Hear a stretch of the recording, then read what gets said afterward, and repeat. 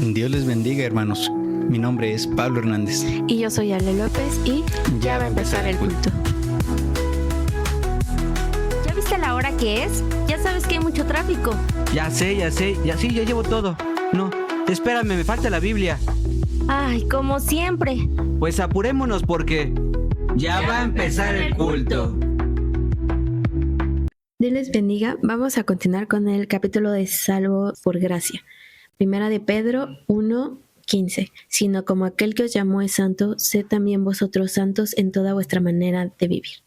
Y vamos a comenzar con la pregunta de ¿qué tiene que ver la santidad con la salvación? En el episodio pasado nos habíamos centrado quizá en muchos contextos, pero ahora vamos a tratar de enfocarnos y aterrizarlo para ya tener una respuesta concreta. En la salvación, ¿qué tiene que ver la santidad? Y lo vamos a tomar desde el punto de los que ya tenemos una conciencia. También hay un punto de la inocencia y hay una dispensación completa, que es la inocencia, lo cual es muy interesante, pero no lo vamos a tocar en este punto porque nos vamos a meter en Honduras que ahorita no vamos a responder. Entonces, la salvación, nosotros no lo podemos adquirir por un medio propio, únicamente a través de Cristo Jesús. La palabra de Dios dice que la sangre de los machos cabríos nos limpiaba de casi todo, y casi todo es purificado por sangre según la ley. Pero ahora que estamos ya no en la ley, sino en la gracia, ahora somos limpios por la sangre preciosa de Cristo Jesús. Y dice, ¿cuánto más nos va a limpiar la sangre de Cristo Jesús, que fue un cordero sin mancha, sin arrugas, sin contaminación, diferente a los animalitos, ¿verdad? Entonces, podemos decir que la santidad y la consagración no es lo mismo. La santidad es una cosa y la consagración es otra. La santidad, ¿cómo la definirías tú? Como apartarnos de lo inmundo para Dios. ¿Y la consagración? Eso, pero le agregamos el uso para el uso exclusivo de Dios. La consagración es para el uso exclusivo del Espíritu Santo. Quizá nos estamos refiriendo más a los ministerios. Cuando una persona es llamada de parte de Dios, todos somos llamados, pero es escogida específicamente para una determinada tarea, exclusivamente para el Espíritu Santo. La santidad, que yo la veo representada, quizá para ejemplificarlo mejor entre nosotros, como un recipiente, como un vaso. Antes de la salvación, nosotros estábamos llenos de cualquier otra sustancia dentro de nuestros vasos, de cualquier otra cosa grasosa, fea, sucia, lo que fuera, antes de la salvación. Pero cuando viene el Espíritu Santo nos limpia de todo aquello de lo cual nosotros estábamos inmersos. Algo interesante que acabo de ver es de que el jabón en realidad no es el que limpia. El jabón hace que se desprenda más rápido la suciedad, la mugre, pero lo que en realidad limpia es el agua. Únicamente el agua es lo que limpia. Porque muchas veces nosotros metemos nuestra ropa en la lavadora y le llenamos, la atascamos de un montón de jabón. Es curioso porque si la atascas de jabón, o sea, no queda limpia, sino que queda pegajosa y se huele mal. Y huele mal, exactamente. Sin embargo, el agua es la que realmente limpia las cosas. Y yo me quedaba pensando en un pequeño paréntesis en lo que pasó en el diluvio. El Señor limpió la maldad, limpió de toda aquella corruptibilidad que había en el mundo. Cuando nosotros venimos a Cristo Jesús, nosotros de ese vaso sucio que éramos, ahora somos limpios, llenos del agua, que en este ejemplo vamos a poner que sea representación del Espíritu Santo y que se llene nuestro ser del Espíritu Santo.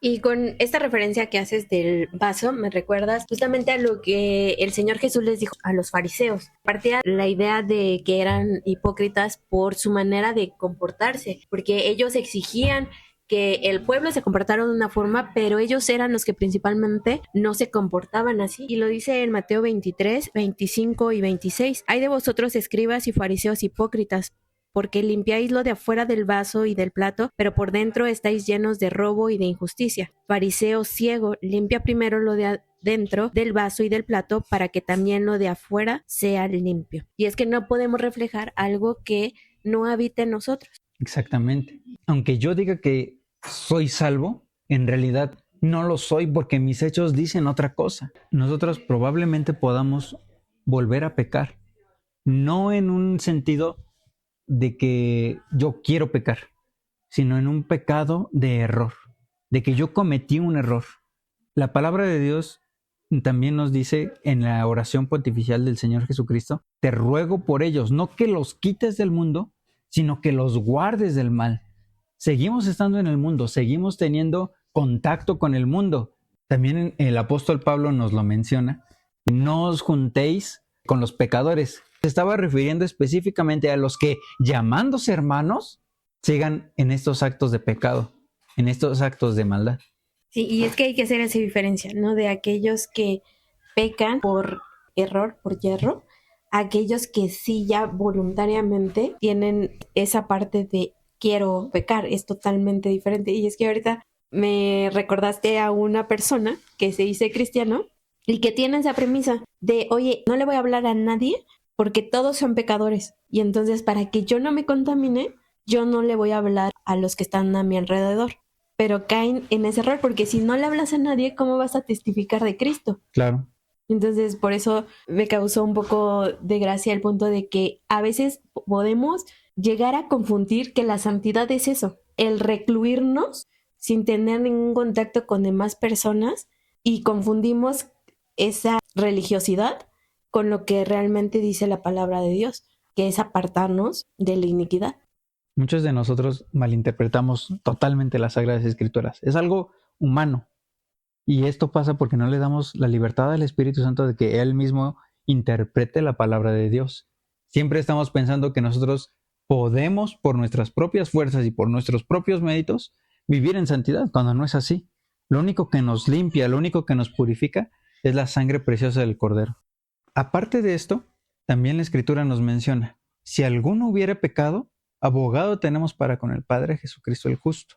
No está diciendo aquellos que pecan deliberadamente, aquellos que saben hacer el bien y no lo hacen, para ellos hay un abogado. No, ahí dice, si alguno, dando la ocasión en un tropiezo, en un descuido, en un error, si alguno hubiere pecado, entonces nosotros tenemos abogado para con el Padre, a Jesucristo el justo. Pero reitero, no es del hecho de alguno de nosotros que esté pecando deliberadamente. Y no es del hecho de que nosotros nos podamos santificar por nuestros propios méritos, tomando el punto de lo que me acabas de mencionar de esta persona. Porque esta persona se recluye del mundo y está incumpliendo también otra parte. ¿Dónde está el testimonio que Dios, que el Señor Jesucristo nos pide que nosotros demos? Lo que mencionas me recuerda a lo que dice en Hebreos 4:6, porque dice que es imposible que los que una vez fueron iluminaron y gustaron del don celestial y fueron hechos partícipes del Espíritu Santo y asimismo gustaron de la buena palabra de Dios y de los poderes del siglo venidero y recayeron, sean otra vez renovados para arrepentimiento, crucificando de nuevo para sí mismo al Hijo de Dios y exponiéndole a vituperio. Nosotros como cristianos, por eso hace la advertencia, dice, cuida de tu salvación, pero también lo podemos aplicar, cuida tu santidad, porque sin ella no te vas a poder acercar a Dios, no vas a poder ver a Dios. Yo creo que por eso comenzamos así este podcast, de lo primero que debe haber en nosotros es aceptar la salvación de Cristo y vivir en santidad. Hay un símil en los 3 puntos que acabamos de mencionar. En el de este conocido que mencionas, que no quiere hablar con nadie del mundo. El símil en el punto que acabas de mencionar, que es de que debemos de cuidar nuestra salvación y por ende nuestra santidad. Y el mismo punto de este podcast, de la salvación en la salvación, ¿qué tiene que ver la santidad? El texto es el de, si alguno dice que ama a Dios y no ama a su hermano, el tal es mentiroso. Porque como dice amar a Dios a quien no ha visto y a su hermano a quien sí ha visto, aborrece, no ama, no quiere, no cuida. Esta persona no ama al mundo, está bien, y lo refleja abstrayéndose o no relacionándose con el mundo. Pero también la palabra de Dios nos dice, no que amemos al mundo, pero también sí tenemos que amar a Dios, y Dios nos manda que nosotros demos testimonio al mundo, con nuestras palabras, con nuestros hechos. Entonces, ahí no ama a Dios, porque no está obedeciendo a la voz de Dios, al mandato de Dios, de que nosotros debemos ser luminares en el mundo. No que nos quite del mundo, sino que nos guarde del mal, volviendo al texto de la oración pontifical de Cristo Jesús.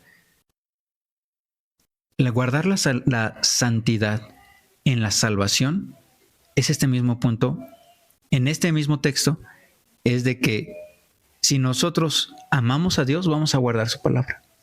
Pero si no guardamos su palabra y decimos que estamos amando a Dios, nosotros somos unos mentirosos. Y es que eso suele pasar mucho en general, que nosotros creamos definiciones de lo que realmente no es, por ejemplo, el amor que acabas de tocar o la santidad. Nosotros comenzamos a interpretar de mala manera lo que la Biblia dice y nos alejamos cada vez más de lo que realmente Dios quiere transmitirnos y las definiciones que realmente son la santidad. En este ejemplo de esta persona, está muy alejado de lo que es realmente la santidad, porque puede estar recluido, pero puede tener malos pensamientos. Puede estar recluido y puede estar, como mencionas, odiando a su hermano. Puede estar alejado de todos, pero ¿de qué sirve si no habla, si no testifica de Cristo a los demás?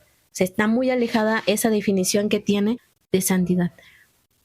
¿Y cómo podemos darnos cuenta de que estamos justamente viviendo en santidad? Lo hemos mencionado también antes. El árbol por sus frutos es conocido.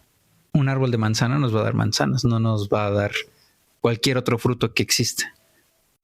Entonces, el fruto de la santidad consiste de que el que pecaba no peca más. El que hurtaba no hurta más, sino que él trabaja. Ese cambio que produce la santidad en nosotros, el fruto de la santidad, que es el mismo del de la salvación. Un corazón contrito, humillado.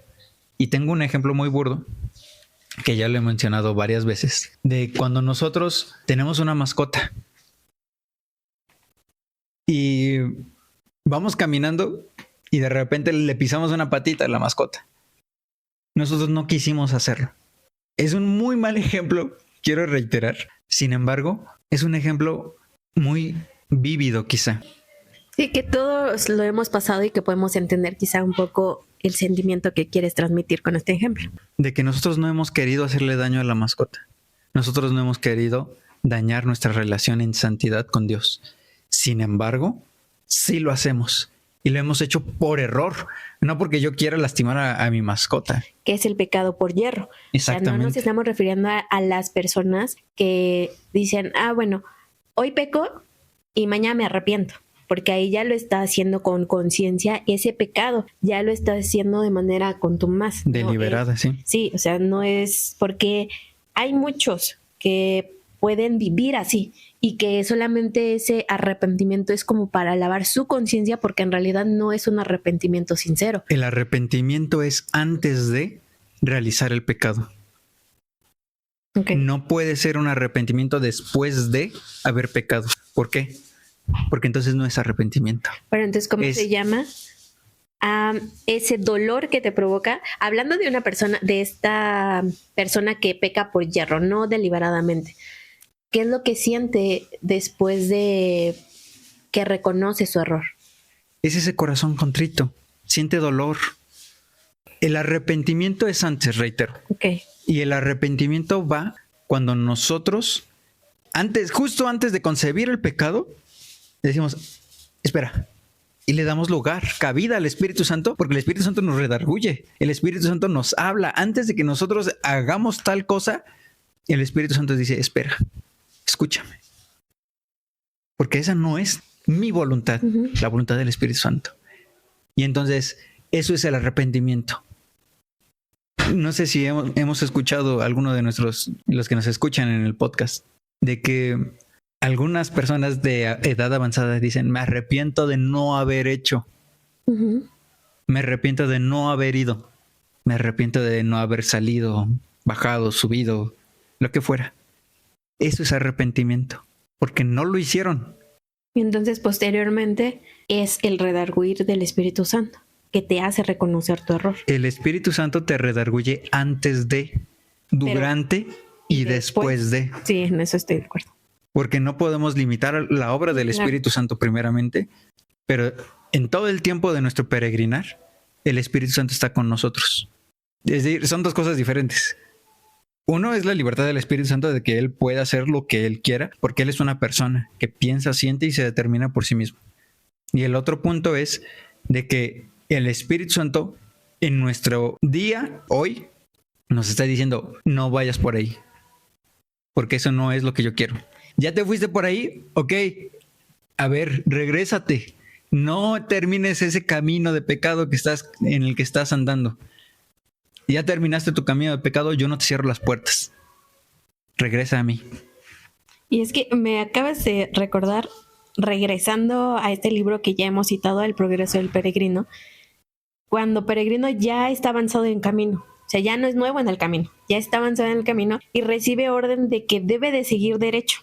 Incluso le hacen la advertencia de que no te desvíes. No te desvíes. ¿No? O sea, sigue derecho, no te desvíes.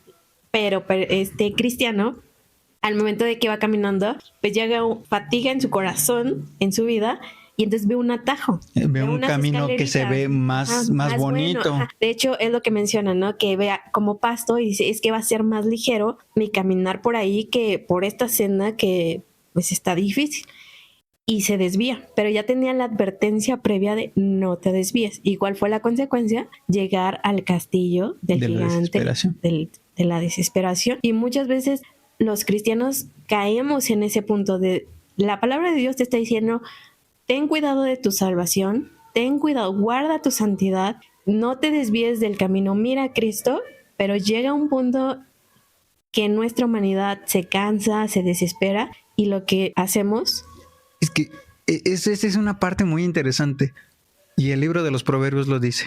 Hay caminos que al hombre le parecen derechos, pero su fin es un camino de muerte.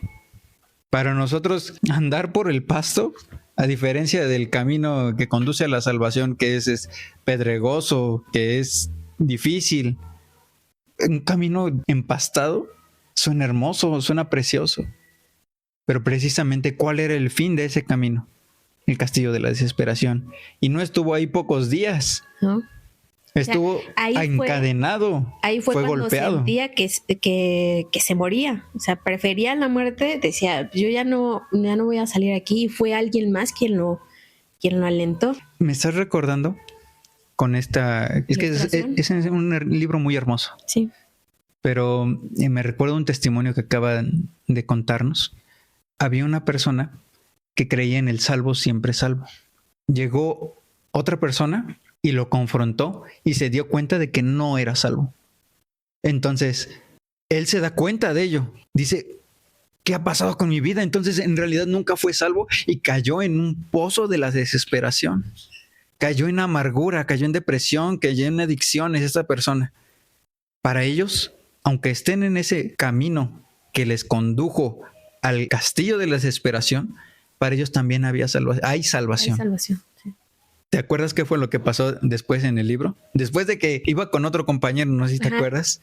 Es quien lo alienta. Cuando ya dice, no, ya vamos a morir aquí, ya no vamos a salir, le recuerda las promesas de Dios y es en esas promesas que el compañero lo alienta y recuerda, Cristiano, que en el momento en que había sido salvo se le habían entregado unas llaves y esas llaves no había caído en cuenta que eran para utilizarlas en un momento difícil y era en ese momento. Exactamente. El Espíritu Santo nunca lo dejó. Y para nosotros, y para ese hermano, el Señor nunca lo dejó. Nunca nos deja. Las promesas de Dios son fieles porque desde que nosotros llegamos a su conocimiento, tenemos promesas que debemos ir alcanzando. Ha dicho primero que no nos iba a dejar solos. Precisamente a esa promesa iba. Yo estaré con vosotros todos los días, hasta el fin del mundo. Y precisamente radica en que la presencia de Dios está con nosotros. En esa promesa radica la santidad. No en nosotros, porque nosotros reiteramos, somos falibles, somos pecadores, somos dados de continuo al mal. Y pecamos no deliberadamente, no queriendo pecar, no queriendo caer en ello. Porque Cristo nos ha salvado y si volviésemos a pecar, sería como pisotear la sangre de Cristo Jesús. Entonces es cuando Cristo nos dice, yo estoy contigo, para que la santidad de Cristo Jesús habite en nosotros, que Él nos redarguye, que Él nos renueva, que Él nos restaura, que Él está con nosotros para atraernos de nuevo a través de sus mismas promesas, a través de su misma palabra y salir de ese castillo de la desesperación. Entonces no podemos separar la salvación y la santidad. Van de la mano. Y la santidad tiene que ser progresiva siempre en el cristiano. No podemos quedarnos estancados. Así como nosotros llegamos al conocimiento de Cristo y en el punto de la salvación hemos reconocido nuestras faltas, nuestros pecados, cada día, cada instante, el Espíritu Santo nos renueva. Que nos demos cuenta de que necesitamos saber más de Él, de que nos demos cuenta de que necesitamos cambiar muchos aspectos de nuestras vidas, que el Espíritu Santo va trabajando con nosotros poco a poco y nos va puliendo. Y muchas veces nos duele ese pulir del Espíritu Santo en nuestras vidas, porque a nadie le gusta sufrir. Sin embargo, también el apóstol Pedro nos dice, para que vuestra fe, aunque perecedero se prueba por fuego, sea hallada en alabanza, gloria y honra cuando sea manifestado Jesucristo. Y es que así es como podemos alcanzar las promesas de Dios. Nosotros andamos por fe. Uh-huh. No andamos por vista, no andamos por nuestras obras. Y quiero aclarar, ¿no? O sea, cuando nos referimos a promesas, son las promesas que en el Espíritu nos ha dejado el Señor, porque si bien nos ha prometido que aquí en la tierra podemos alcanzar promesas materiales, lo indispensable es lo espiritual. Lo que Dios siempre ha buscado es esa parte que perdió cuando pecó el hombre. No descartamos que Dios puede bendecirnos, prosperarnos, pero Él busca bendecirnos espiritualmente. Esas son las bendiciones que Él quiere para nosotros. Primero lo espiritual. Y lo espiritual es nuestra santidad. Porque sin santidad nadie verá al Señor. Entonces, ¿qué le dirías a alguien que quizá se ha alejado de Dios, ¿no? Que ha manchado sus vestiduras, como lo mencionabas, que quizá no cuidó la santidad, su salvación, y que ahora está en busca de... Me gusta mucho el profeta Isaías. Algunos lo toman como evangelista. El evangelio del Antiguo Testamento. Y en su primer capítulo, de hecho, dice, Dios no quiere primero más sacrificio. No quiero sacrificio, dice el Señor. Estoy harto de los sacrificios, estoy harto de las fiestas solemnes, mi alma las aborrece. Si nosotros seguimos por ese camino de querer compensar, de querer hacer obras para redarguir, el Espíritu Santo dice, no las quiero. Porque no se trata de obras, no se trata de compensaciones, no se trata de lo que yo quiero. ¿Qué es lo que sí quiere el Señor? Dios Todopoderoso, Cristo Jesús, Jehová, Dios de los ejércitos, el Espíritu Santo. Dice, venid, luego dice Jehová, y estemos a cuenta. Si vuestros pecados fueren como la grana, como la nieve serán emblanquecidos. Si fueren rojos como el carmesí, vendrán a ser como blanca lana. Si quisiereis y oyereis, comeréis el bien de la tierra. Si no quisiereis y fuereis rebeldes, seréis consumidos a espada, porque la boca de Jehová lo ha dicho. ¿Qué es esto? El Señor nos abre las puertas para un arrepentimiento genuino, sincero, verdadero, íntegro. Si nosotros queremos, si nosotros estamos dispuestos a dejar el pecado, si nosotros estamos dispuestos a dejar la maldad, pero si no queremos y queremos seguir obstinados en obras, en no arrepentimiento sincero, el Señor nos respeta. A los que mancharon sus vestiduras, aunque fueren rojos como la grana, vendrán a ser emblanquecidos, no por obras de hombres, sino por Cristo Jesús. Hay un libro que acabo de leer, que me prestaste, que una persona tuvo un sueño y esa persona estaba vestida con harapos. Es un libro de referencia a Oseas. Y esta persona tuvo ese sueño de que estaba esa persona en el lodo, en el fango, con unas ropas inmundas, y que de repente vio un ser que traía unas ropas limpias, hermosas, resplandecientes, y que de un momento a otro no supo cómo pasó, pero esas ropas limpias, hermosas, blancas, resplandecientes, se le pusieron a ella, y las ropas de esta persona se las pusieron a este ser de luz. Hay salvación para nosotros, no por obras propias, sino por las obras de Cristo Jesús. Por gracia. Porque la salvación es por gracia. Pero ya vámonos. Porque ya va a empezar el culto. Somos miembros de la Iglesia Cristiana Ebenezer y en este podcast vamos a descubrir la vida que Jesucristo quiere que vivamos a través de su palabra. Y también vamos a platicar de la concepción humana y lo que en verdad dice la Escritura respecto de quién es Dios, sus mandamientos y la relación que tenemos con Él. Vamos a subir capítulos los días martes, jueves y domingo. En YouTube nos pueden encontrar como Ebenezer 4645, en Facebook Iglesia Cristiana Ebenezer, en Instagram Ebenezer-273. En Spotify, YouTube y Facebook también nos pueden encontrar como Ya va a empezar el culto. No olvides compartir y seguirnos. ¿Y sabes qué? Ya vámonos porque ya va a empezar el culto.